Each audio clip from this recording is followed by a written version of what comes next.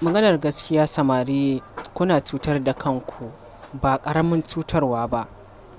Kamar yadda na taɓa ji wani malami, ba malami ba ne ba dai, wani dai masani ne a cikin gidan rediyo da daddare yake faɗi cewa duk wanda ya sa kansa a harkar shaye-shaye to kamar ya yi raba hanya ne da arziki. To ni ma hakan na ga hakan shekaran jiya a nan an zo siyan abu a gurina.